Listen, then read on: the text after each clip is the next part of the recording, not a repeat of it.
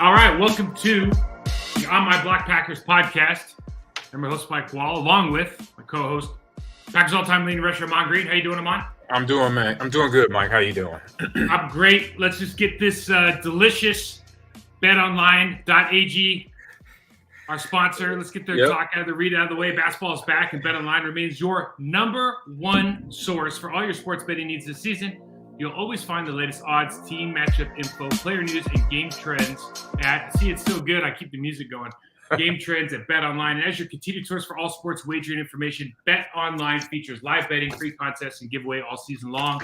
Always the fastest and easiest way to bet on all your favorite sports and events, whether that's NFL, NBA, NHL, MMA, tennis, boxing, esports, or even golf. Actually, hey, well, hold on a second. Head to betonline.ag and join to receive your 50% welcome bonus with your first deposit. Make sure to use your promo code BELIEVE, that's BLEAV, to receive your rewards. BetOnline, where the game starts. I got two things. One, Amon, congratulations. You got the old hit the gold medal on a game that it's a shooter game. What was it called? It's called Valorant. Yep. And how many people are on that? How many people are on the Valorant team? 3 or 4? 5. There's 5. Are you? Now, here's a question I think everybody, at least I am curious to. Okay. How good are you at these games? I'm like at Valorant. I'm rated as, they do by medals. So okay. I'm a bronze right now. So that's good. What would I be? Well, just starting out, you'll be like what is it? I think you're unranked at the time when you first started. Okay, so you have to aspire to get a medal. Yeah. A medal rating. Not there's not a purple medal. It's not like belts. Like I wouldn't. No, it goes from bronze. Like it starts at like iron and silver or iron, bronze, silver, gold, platinum, diamond, radiant, and ascendant is the toppest one. So do you have any guys that are ascendant? Yeah.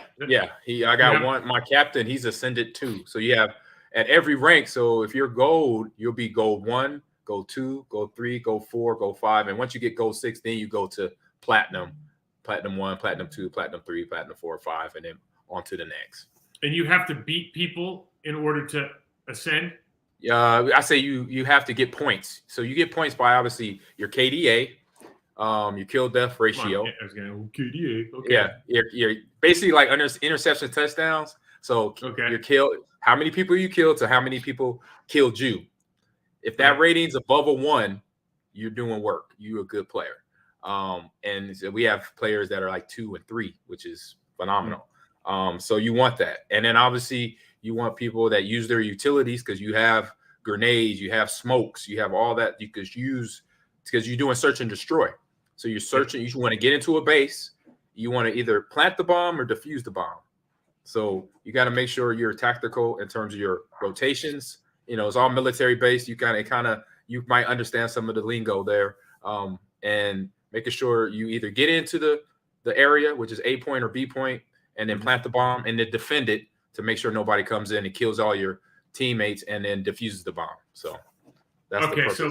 So what I'm basically hearing is, as a coach, you have to understand the game, but you really need to understand the mechanics of team building, detail, like how to create some habits and routines, how to get them kind of mentally right to the game. I got you. Exactly. Right. So that's the part in like last year, like when the game came out in year 1 of my job, so 2020 during COVID, that's when the game first came out. So I was just learning the game, so I didn't know it. So I was doing what you just said, the team building, the communication, the working on your mechanics, working on your aim and your accuracy, and then working on your utilities, learning how to use them and when to use them.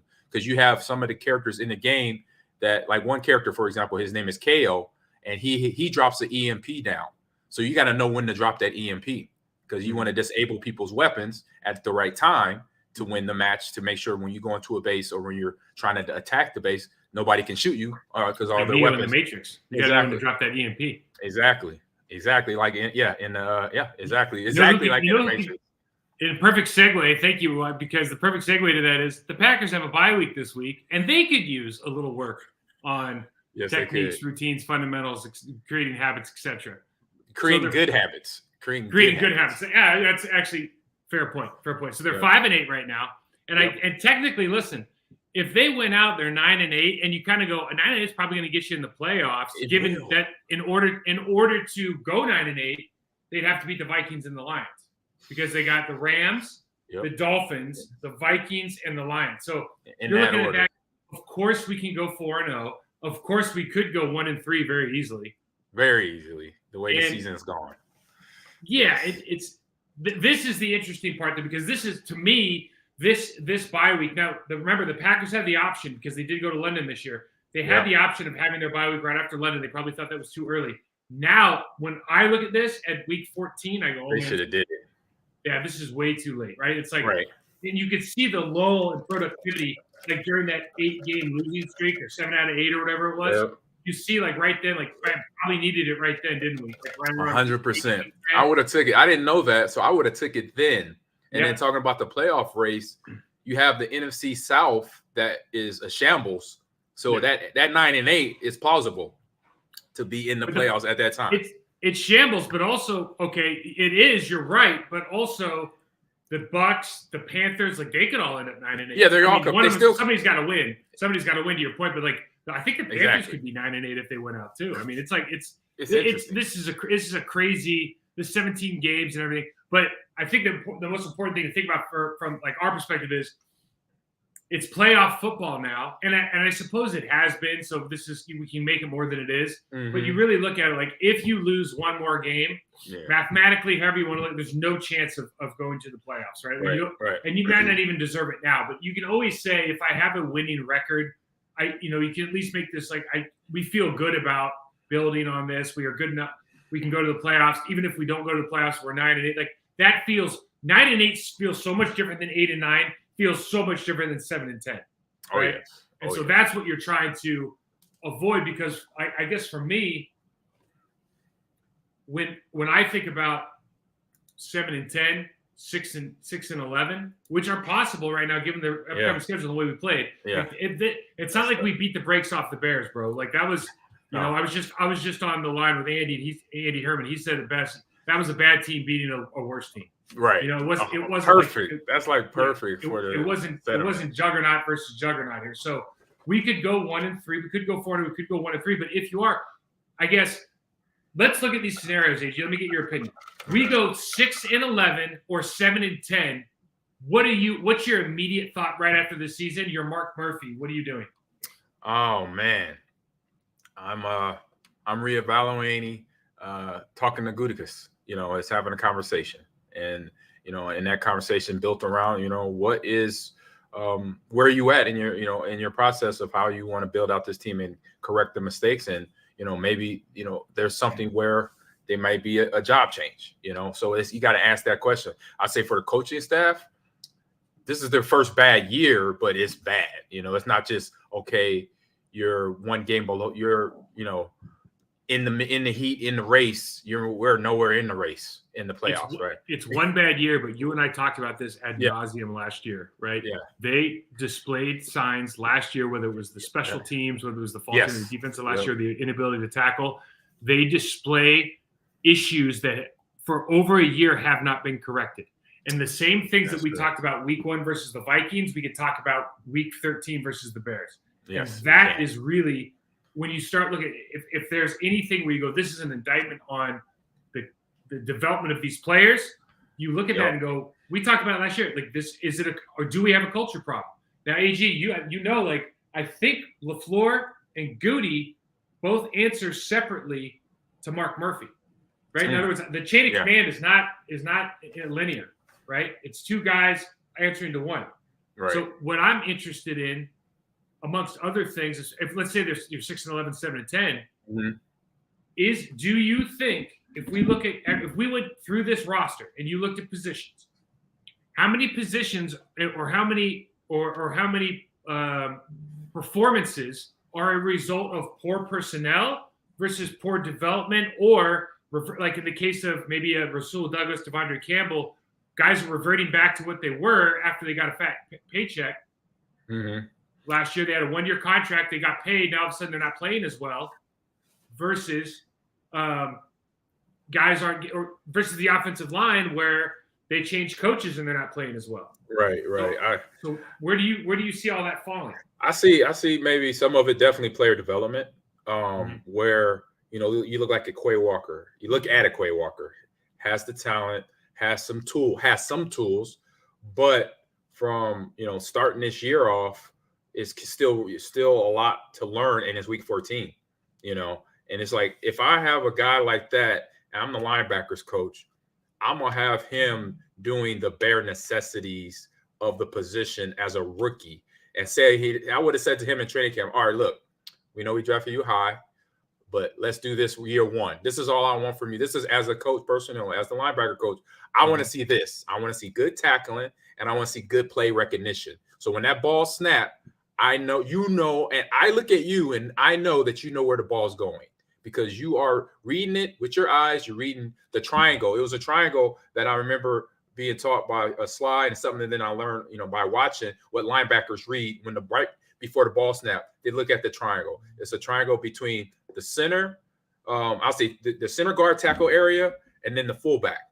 And so that's also the quarterback is in that triangle because he's under the center. So if quarterback's under center, that triangle, that's where a linebacker's eyes want to go, because you'll know right away within 2 steps if it's a play action pass or if it's actually handoff to the ball. So when you have that play recognition, you can react the way you need to. And in some of the plays that we went over, we saw Quay totally not reacting the way he should have and been in the position, even though he has a ton of tackles. He has 100 tackles on the year, but that's because of his ability, not because of experience and what he should have been developed by this year, or by this time of his rookie year. Yeah, that's a good point. And some of that's probably – so the other question with him specifically would probably be, do you think that – we've talked about this at nauseum, right? Like, should Quay be playing right now, or should you put in a veteran guy who knows the defense a little bit better? Because a lot of the reason that he's in the game when maybe we think he should be is because Devondre Campbell was hurt that whole time. Correct. But to your point, I guess experience helps regardless, if you can put it in context. Yep. So there's that part of it, and you're kind of suffering through this year anyways. But we looked at, like, especially like the Eagles game, you go, well, does that look any different if Chris Barnes or Isaiah McDuffie's in there in those situations? Like, do we give up that extra 150 yards or whatever of offense? Like, it's hard to say. I would venture to say no. So there are those issues, but like, let's just go with it's not fair to me to say that. I mean, listen, Rasul Douglas and Devondre Campbell came in and played really well last year. Yeah, last year. And they haven't played as well this year. And I still think they're good players, but like, we know that getting big contracts sometimes changes people. And I don't know those guys. I don't know those guys at all. All I know is they were on 1-year hungry deals, and now they're not on 1-year deals anymore, and their performance changed. So we can start drawing conclusion based on anecdotal evidence of what we know to be true. 100%. The offensive line, on the other hand, you go, well, I think Adam Stenavich overproduced with a group last year that was played with injuries. Mm-hmm. And now we still have a group that was played with injuries, but there was decisions made, whether it was put Elton Jenkins at right tackle, whether it was, start Royce Newman. You start going around and going, there's hindsight's easy, but we called this out early in the season, but some of this stuff probably could have been, like, these guys could be playing maybe at a little bit higher level than they have been up until very recently if we made some better decisions at the forefront. Now, I know that's not like a Luke Butkus deal. That's Luke Butkus, Steno, and LaFleur, and all those guys are making those decisions. Right. But we've also talked about this year specifically, and I've asked on people on the shows that people are at practice every day, like, how much time is Adam Stenavich playing with the offensive line right now, or is it all the new line coach? And because I don't see, technically, from a technical standpoint, like, I don't know that they're as productive as they were last year, right? They've lost technically on some areas. So those questions have to be – those are the tough questions, right? So when you go – if you're Mark Murphy, put your Mark Murphy hat on, I'm just be curious to see – you see he has to meet with Matt LaFleur, and it's like, you got these issues, and you have to meet with Mark Murphy. I mean, I have my opinions. If you went and met with Mark – if you're Mark Murphy and you meet with Goody, and you're like, we'll talk about Jordan Love in a minute and all that, and the Dave Bakhtiari discussion. Correct. But you're like, hey, we got to get better in these positions. Like, we have to, or we're not going to win a championship. What are those positions in your mind? Those positions, I was thinking when I saw the question, I'm looking at, I would say offensive line, And what position specifically, though? I say specifically, I say tackles in the tackle area for sure, and then defensive backfield in safeties and corners. Yeah. In that position, because that's where we saw a lot of miscommunication week one against the Vikings, and you have talent there, but that talent wasn't communicating with each other. Those players were missing things that we saw glaringly. Okay, so so AG? So that's I would say safeties, not corners, because we have 2 first-round picks there. And Jair Sanders paid a ton of money. But so the question is, if you're Mark Murphy, is that a LaFleur discussion or is that a Goody discussion? Do you have a personnel problem in the secondary, or do you have a coaching problem in the secondary? That's a coaching problem. That's a coaching. That's a coaching problem, 100%. Now the tackle thing. I say tackle thing is a Goody thing because it's getting talent in the room that can then because we know we rotate.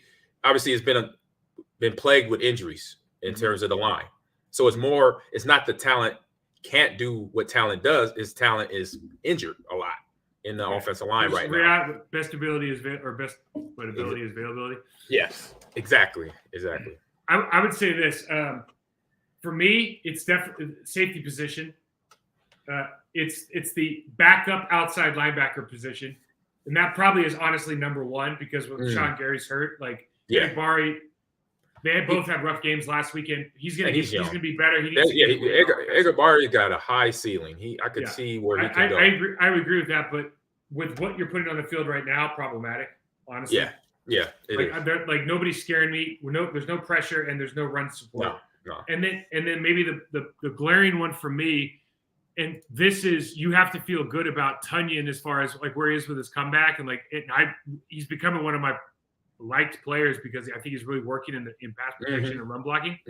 But you have to look at the tight end position as it pertains to this offense, what you see in like San Francisco with George Kittle, or you see in like the offense that you aspire to be. Yeah.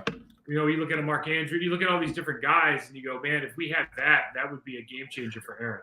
Yeah. Right? That'd be a game changer for your young wide receivers. It'd be a game changer for your running game. So I look at those 3 positions. The tackle thing, I get but I get it. So let's dive into it, right? Yeah. Bakhtiari's up, or they have to make a decision on Bakhtiari. Correct. Now, I'll say this: he is a top 3 tackle in the National Football League when he plays healthy. So for me, it's Trent Williams, it's Laramie Tunsil, and it's him. I don't think there's 3 better guys in the league when he's healthy. But the problem is he had the appendectomy, but he also had some, which is not a big deal. But he also had some knee issues this year, and you just don't know week to week, year to year. Yeah. He's set to make, if you take away non-guaranteed money, he's set to make 39 over 2, so it's about 20 a year. Okay. 20 a year, AG is for a guy that's a top 3 tackle in the league is a bargain.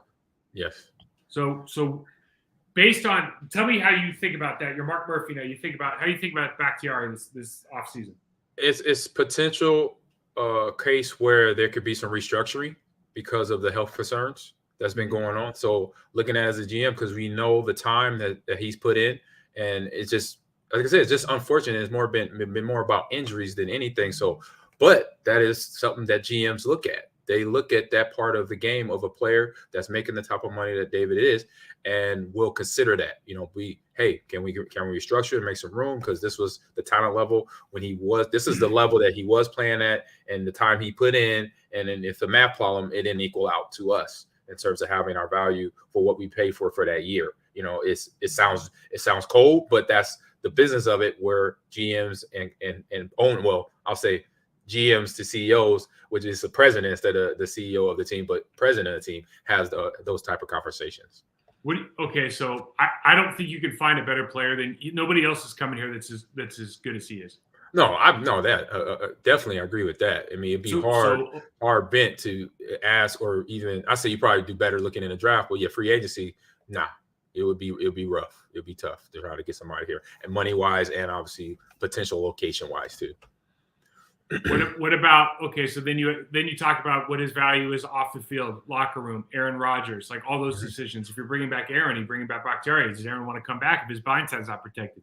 Zach Tomlin's great. He could be a tackle in this league. Is he going to be Bakhtiari tackle in this league? Probably not. So I mean, it's like when you turn the page on a guy who's a Hall of Fame caliber player, which Yes. Bakhtiari is a Hall of Fame caliber player, when you turn your back on or you turn the page from that guy, it's not like the next guy is not going to be anywhere near the production value. No, I knew when I did. Sorry to cut you off. I knew when I did my internship, his rookie year. So his rookie year was the same year as they drafted Eddie Lacy. And I'm watching him in practice during training camp, that whole month of practice. I was like, this is a good kid from Colorado. I'm like, this kid is nice. I kept saying that to everybody, like from when we did 907 to Pass Pro to I watched everything. You know me, I'm going around watching, I'm coaching. So I'm looking at every position. I'm seeing how, okay, this guy now is a backup because it's preseason. I said regular season, he's starting. I say regular season because the way he, like physicality, let's just look at physics. His body build, tall, limber, can bend and can extend and just can do things that usually offensive linemen can't do, but the better ones do it and he doesn't. He makes it look very easy. And that's what I saw during that training camp, just as standing in the back in 907, in Pass Pro, in move the ball period, whatever. When he got in, you saw differences. And by the end of training camp, he was rolling with the number one team. So okay, so Elgin Jenkins is up. I think he might be an unrestricted free agent.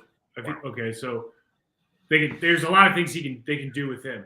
Yeah. Given his value, given his production, given his injury, given everything, given his ceiling, you have to make a decision on Bakhtiari for 2 years or Jenkins and everything that comes with that contract. Because let's be honest, if he goes free agent, you can back the truck up to the bank because he's going to get paid. Someone's going to pay. He is not as good as Brandon Sheriff, who went to the Jaguars from the Commanders. Okay. He's not as good as he is. He is extremely good. Injury, setbacks, all this kind of stuff. He's an extremely high-level player. He's got a high ceiling. He'll be better next year than he was this year. But he's that type of player where you look at him and go, he's a plug-and-play guy in any offense. He can play in any offense, and he can play there for the next 7 years. Probably a good locker room guy, all that stuff. But I'm asking you, if you have to make the decision for the next 2 years, you're trying to win a Super Bowl with Aaron Rodgers. What do you do? Which one do you keep? Ooh. You only keep one. Yeah, I say, well, the key name you just dropped there right at the end, Aaron Rodgers. But I'm looking at David Buck. I'm looking at him, bringing him, keeping him in for that because their relationship, they're close. You could tell. You've seen the off seasons, you've seen the regular season when they've been playing and not, when David's not playing as well, still supportive of one another. And I could tell in the locker room, and David was the same in his rookie year. Didn't say a whole lot rookie year, but I could tell he's a locker room leader as well. He will voice his opinion to players, and definitely he could talk to Aaron. He's on that level. I completely agree with you. You can't, as good as Jenkins is, he's not a Hall of Fame caliber left tackle. It stops right there. The conversation has to be over. Bakhtiari's that good. Yes. Interesting point here. One of our comments is we overlooked 5 technique tackle because they don't think. I disagree with this guy. He said Lowry very, very rarely wins one-on-one. I think Lowry is.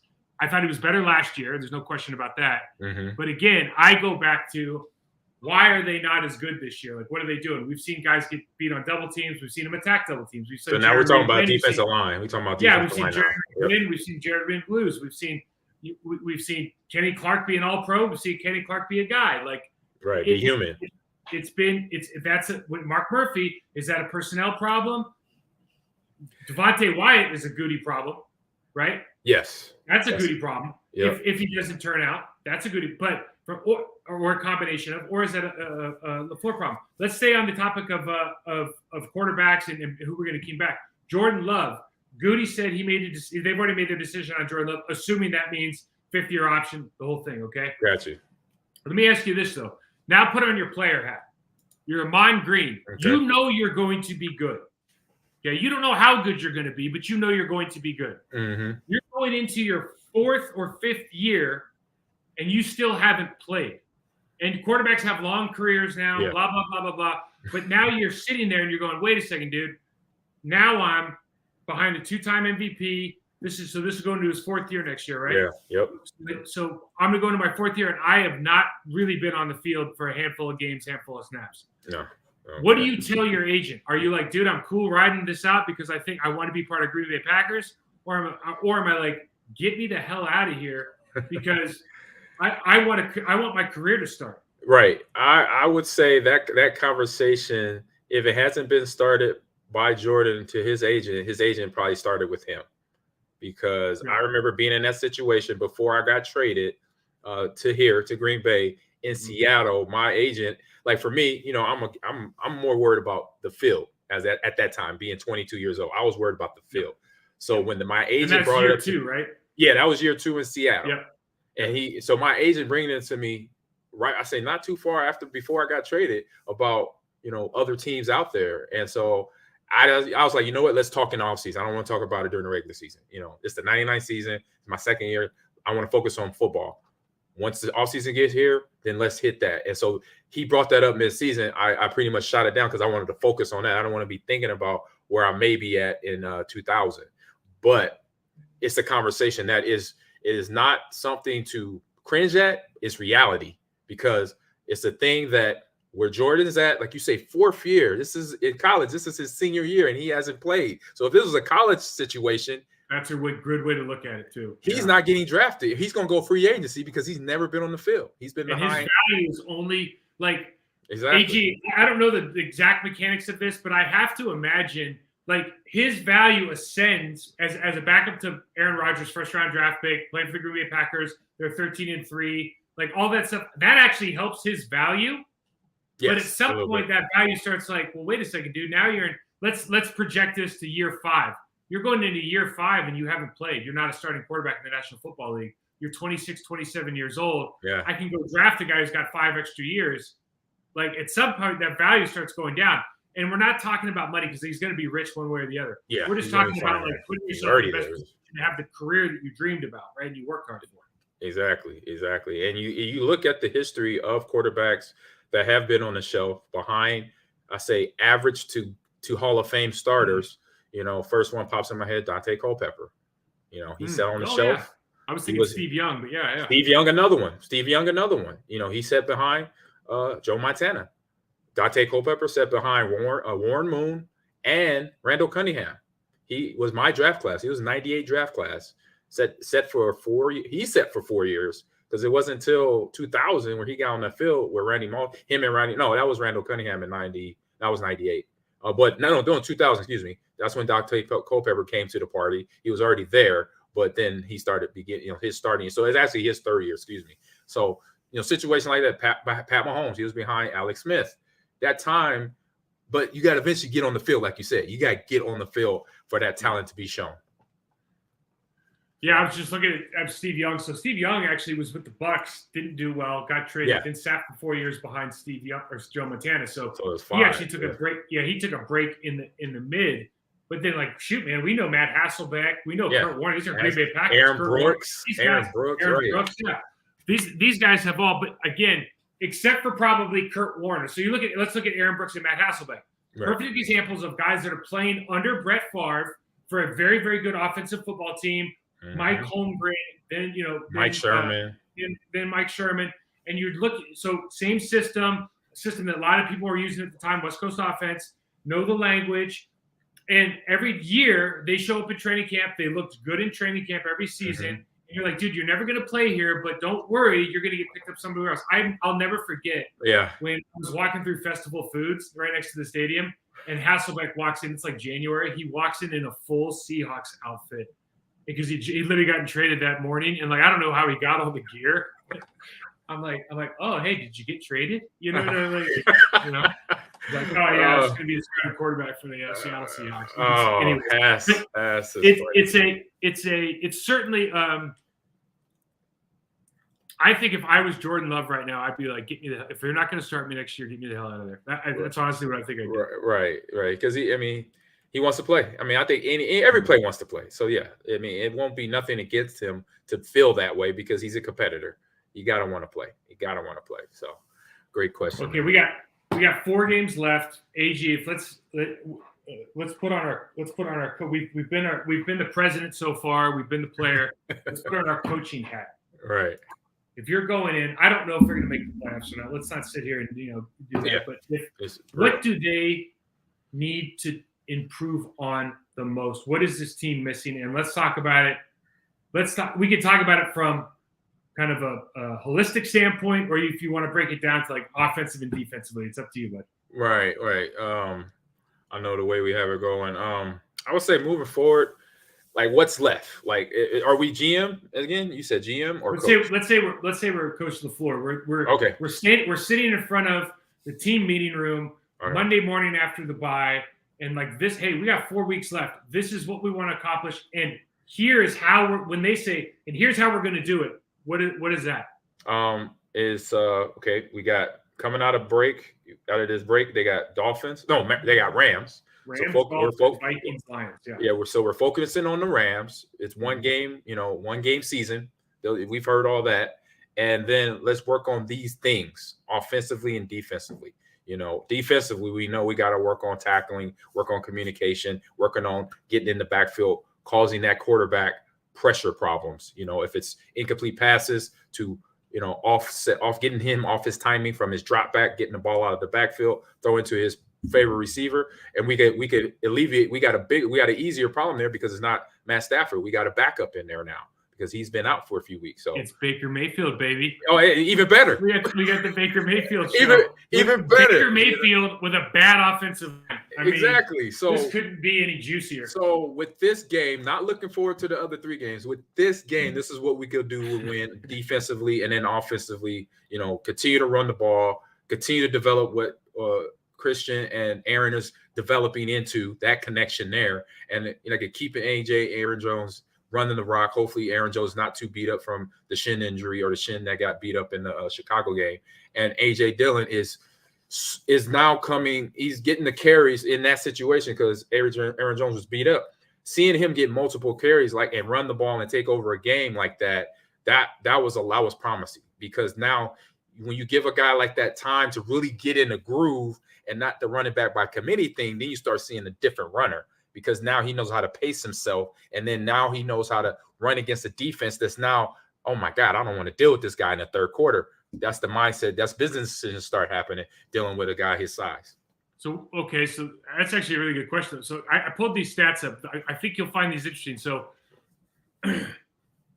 we've been inconsistent in the run game as far as we talked about it, efficiency, especially last game. It was super inefficient, right? You take away a couple of the big runs, we're not playing very well at all. However, we talk about it all year. Like, are we underutilizing our running backs? Check these stats out, okay? So the Green Bay Packers for the season as a team have 335 rushes for 1,630 yards, averaging 4.9 yards a carry.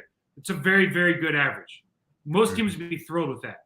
Now, the Philadelphia Eagles have 400, and remember their quarterback runs, have 402 rushes for 1,855 yards, 4.6 yards a carry. Not as good a yard per carry, but they basically ran the ball for 3 extra games more than we have.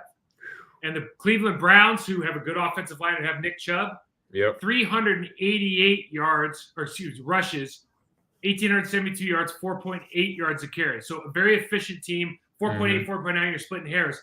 But again, 335 versus 388, that is 53 more rushes. That's 2 games worth of rushes. Yes. These other teams have literally ran the ball for 2 or 3 games more than we have. And it's not like this is what has been frustrating.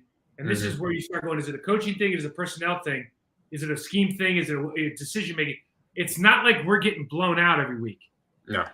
Right? No, that's true. I know we're not in the same situation as the Eagles, but they should not have 3 games more rushes than we do.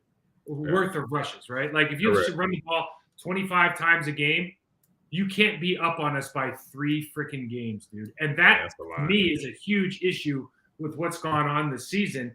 And then you start talking about, well, AJ just hit his stride. It's like, well, shoot, that's great, but Aaron got 9 carries, and we thought Aaron was hitting his stride. What happened to Aaron? Right. What do you do, man? And they're not clear cut. Yeah, that's why I like the 1-horse protocol. You got one guy that runs the rock. He gets the lion's share of the carries. The only time that any other guy gets the ball to run it is because that number one guy is taking a rest. We're setting them out of series. That was the protocol when I was in there, and that is a protocol some teams still run. Derrick Henry down in Tennessee of Vrabel, that's what they run. he runs. He's never comes out until he needs a little break or he had a good drive the previous. But this is like Cleveland, right? Where like or like Cleveland, good, right? But no, I don't see. Okay, so you know better than I do. I look at Kareem Hunt and Nick Chubb. I think Nick Chubb's 1, but I don't think Kareem Hunt's 2. I think he's like maybe 1B. He's 1. Yeah, I agree. No, I agree. Those are 2. Oh, I 100% agree with you. That's 1A, 1B. Like I'm like, oh my that's god, what the Packers are like, right? So it's kind of yes. But the thing about Nick Chubb and Kareem Hunt, I think they're different, but they're more similar than Aaron and AJ. And so it's almost like it's like you're playing the U.S. national team in soccer, right? They don't have a 9, like they don't have a guy who can just go score goals, right? And so they try to fit like, okay, we have 11 good players, but we got to put somebody at this position they're out of position, and that's kind of what I feel like when AJ's doing good. It's like, oh shoot, we still have Aaron. What do we do? Oh, let's line him up over here. Let's put him in the green. Let's put him in the slot. Let's put him in the slot. It's like, well, he can do that, but you're kind of taking away from what he does do. Like he was on the upper echelon of running back in the first half of the season as far as what his production was. Mm-hmm. And now he's kind of fallen back to, he's still really good, but he's just, whether it's opportunities, whether it's blocking, it's just not the same. And a lot of that is because AJ's running behind his pads again. It was like last year, he kind of starts slow, but he's running behind his pads now. It's like, well, let him eat, man. He's eating. He's running like the running back I saw on the Boston College film. When he's comfortable, he's running up and down the field, running comfortable, and that's what a lot of when I coach, I let players know. I say, hey, if you were comfortable running the ball a certain way, that's what I want. Don't overthink it. It's football. You've been doing this since you were 7, 8, 9 years old. Do that, and that's where AJ's at right now. Yeah. Offensively, I would love to see, obviously, the continuation. I just love. I'm just spitballing here. I'd love to see the continuation of Christian Watson and that relationship. You'd love to just, I guess, if I was going in and I was Matt LaFleur and offensively we got to score more points, like everybody knows that, but here's how we're going to do it. Yeah, I would say I would just tell them, like, look, we are going to go what we've been talking about all year. We are a running football team. We are going to use the run to create the pass because there's too many times where we get in 3 and 4 wide receiver sets that guys are not open. And now it's like you cannot turn Christian Watson into Devontae Adams all of a sudden and be like, oh, we're just going to throw it to him every time. No, you have to create the opportunities for him to shine, right? Mm-hmm. And so they have to figure out, one, how to get Robert Tonyan into the passing game more, or find somebody who can at the tight end position. Mm-hmm. I think he can. I think he's doing well enough now where you can put him in 12 personnel. You can be him hipped off the ball, off Mercedes or off the tackle, put him across the ball, do all those things. I think he can do that. He's willing in it. He's much more willing than he used to be. But you got to create that linebacker funnel around the tight end to open up some other people. Otherwise, you got that middle of the field open. And then, but you have to center everything around, like, dude, we got to run this football. And offensive line, we're going to win or lose the game on how you play. Just so you know. Yep. But let's not paint any other picture. If you play well, we'll win. If you don't play well, we're going to lose. Unless somebody bails out. Can you handle it? Because, like, that's what your offensive line needs to be. If you got there's 5 of them, like, that's what you have to be. If you don't play well, don't expect us to win the game. Go out and play well. We'll put you in you have enough smart people there. We'll put you in situations where you have an advantageous opportunity to win. Mm-hmm. Like, we're not going to try to get you to do something you're not capable of doing, which a lot of teams do. Yes. We're not going to do that to you. We're going to be honest. It's going to be run first, scheme the game so that the offensive line is going to win their matchups, and then say, hey, man, everything's on you because our quarterback can adjust. Nobody else can adjust on this team right now, except for Aaron Rodgers, right? Yeah. He's the one person that no matter what you call, he can make it work if you put everybody else in an advantageous position. Exactly. And then putting that on the lineman like that's easy. I'm like, that should be less pressure. Then you're not out there thinking too much. Okay, what play is this? Okay, I got to set to get out on the screen and do this and that. No, we're running the ball. Oh, it's just downhill. Okay, it's double team up to the linebacker. That's cake.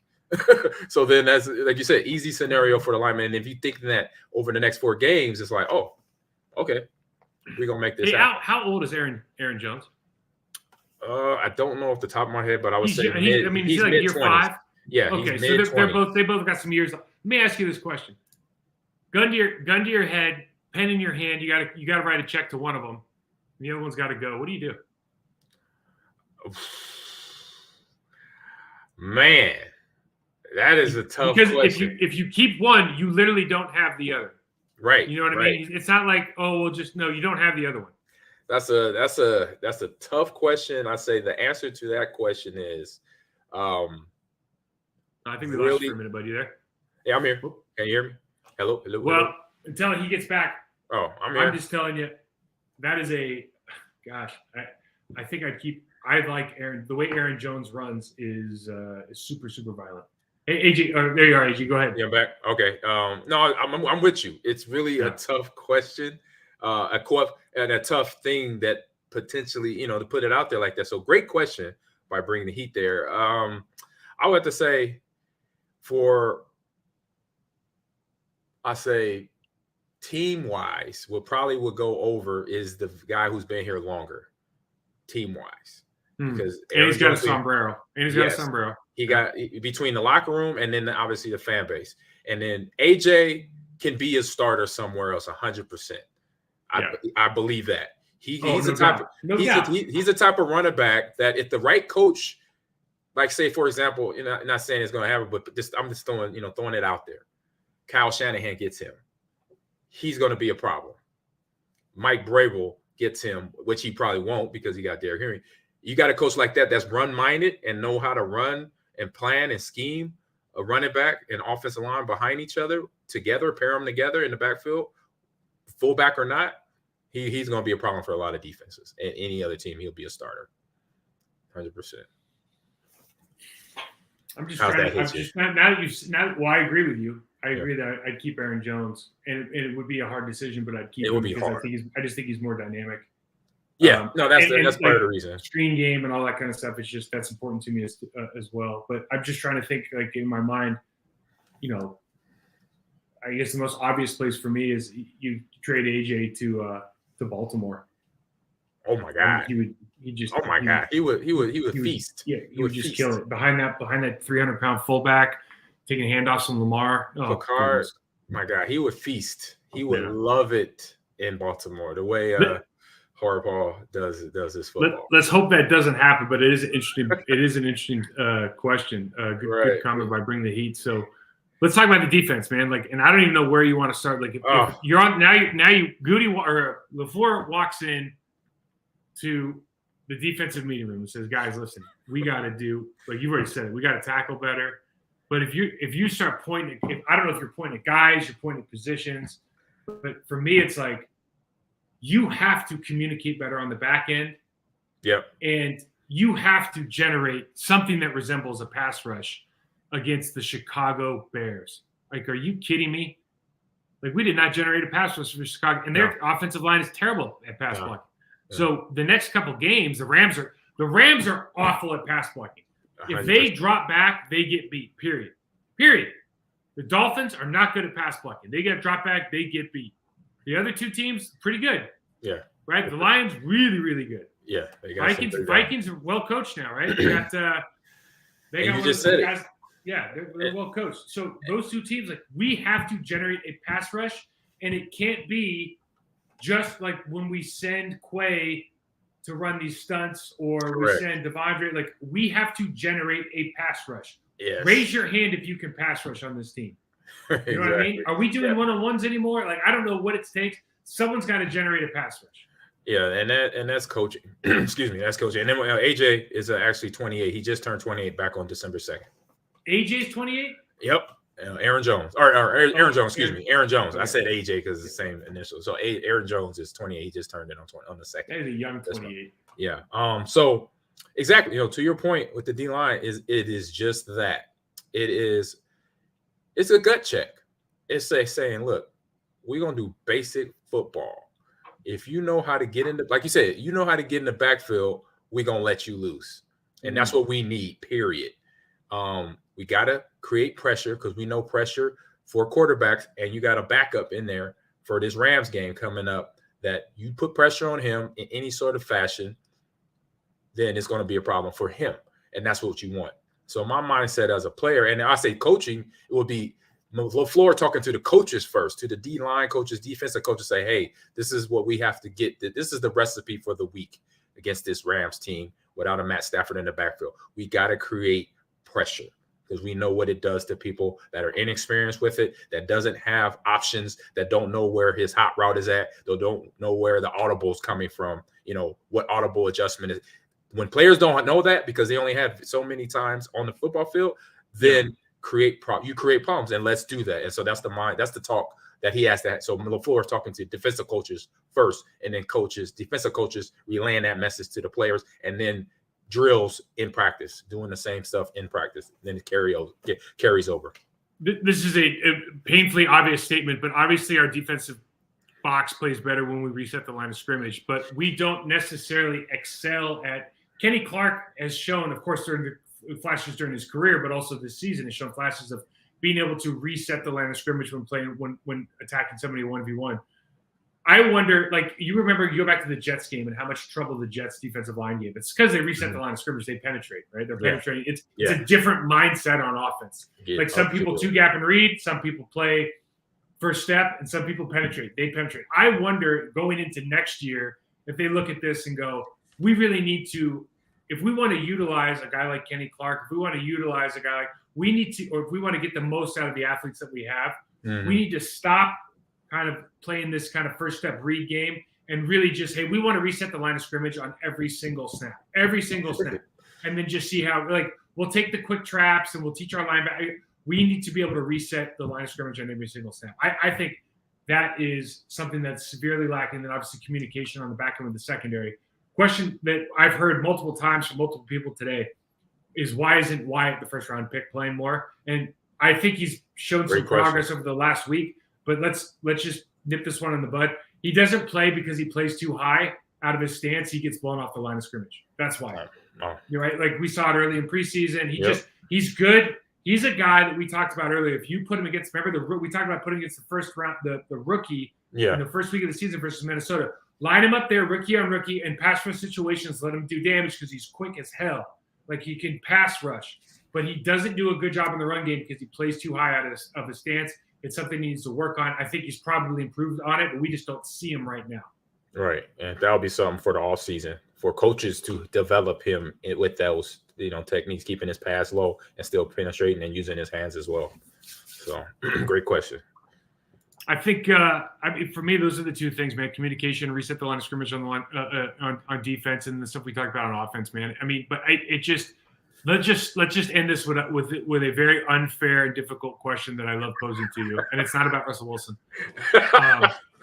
But do you think the Packers have a culture problem, or is this a blip on the radar? Great question, because it's only this season. Now, if this was next year, and it's the same problem, then I could answer this easier. But with it being only 1 year of evidence, of testing ground and evidence, it's hard to say. But I would say there could be a culture problem because of communication, lack thereof. Because you see the stuff that we've been seeing, like you brought it up since last season, from tackling and special teams problems, the other little things that has been brought up all year long for the last couple of years, because they were skating by because they had an offense. They had Devontae, they had Aaron, they were the Pepto-Bismol to all the other little problems that were popping up. So with that, I think it's because that's communication, and that's holding players accountable.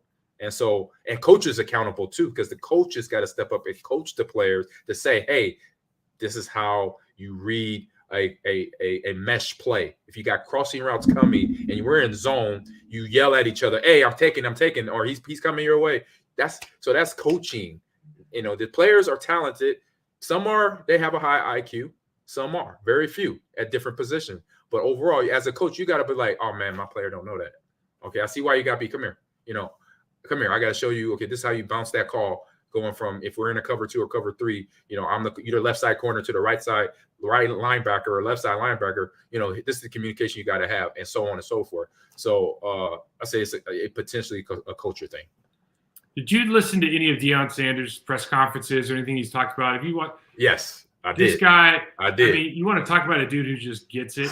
Yes. Like, it's not, and just unbelievably because he's Deion Sanders, right? He's Deion. So he can see whatever the hell he wants. Right. And but so what I'm sorry. So what I've been saying of like his talk, his first meeting with players that came to the meeting, which is some players that didn't, which is still amazing. Okay. That just shows you the generation, what they're doing now. And you had parents in there. I told people this, look, for everybody that sent me a message, either social media wise or cell phone about, oh my God, Deion's there. I don't like him. I said, look, everybody don't like Deion, and he knows that, but he's going to be Deion. The one thing he is doing, like any player of his caliber that played football at the highest level at his caliber, we all speak the same language. We're just doing it in our way. So he is doing it in his way. His accountability, his telling the players up front, hey man, it's about to be some real stuff going on. Make you quit. If you're not ready for this life, get in the transfer portal. Get out of here. We don't want you. Conversations like that puts fear in people because they're not used to hearing that, because everybody needs to get a participation trophy. This ain't that, bro.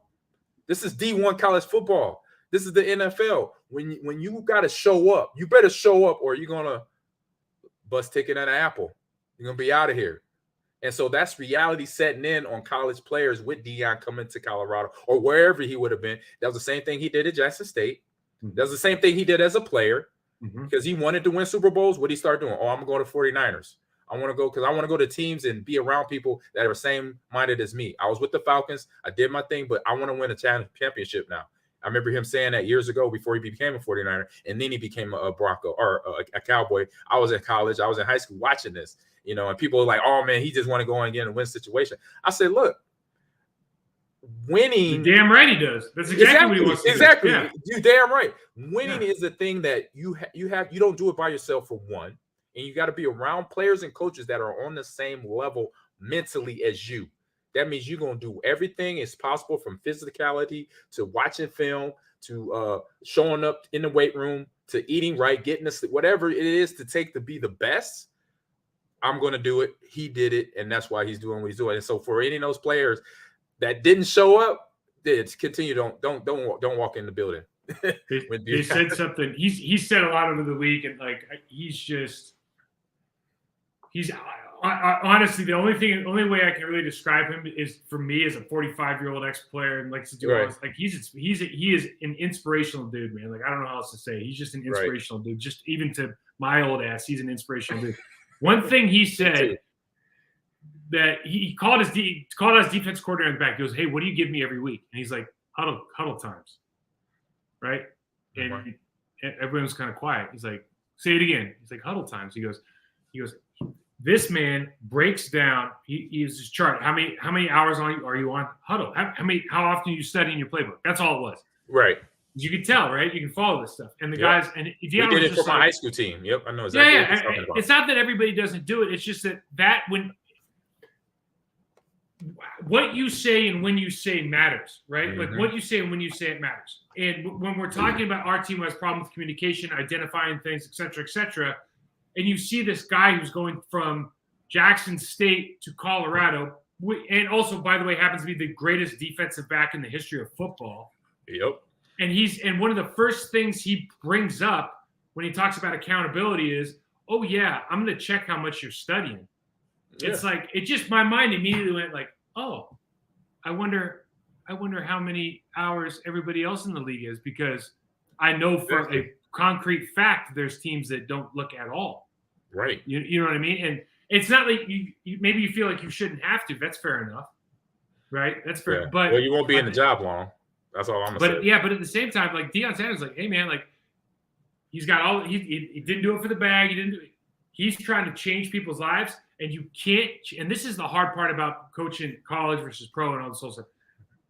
You got to understand, you can't change people's lives if you don't hold them accountable to anything. You just won't change their lives. You can't do it. Nope. And that's what to me is like. So that's why I love hearing that guy, because even though I'm old, and even though he's talking to college kids, you go, man, the accountability from the best in the world. Like, if you can't get with that, man, get off the bus, because you don't belong. Get in the transfer portal. That's what you do. Let's leave it with that, AG, because we're not going to get better than Deion Sanders. Tell everybody where they can find you on social media, bud. No, find me on Twitter and Instagram, Amon Green 30, all one word, and then on YouTube, Amon Green's Gamers Lounge as well, and also TikTok. I'm on there dropping stuff as well. So, Mike, where they can find you at? Yep, Mike168 Twitter and TikTok, Process to Perform on Instagram. Check this channel out, youtube.com/Process to Perform. Putting up stuff every week. We'll put up little clips during as the week folds out too.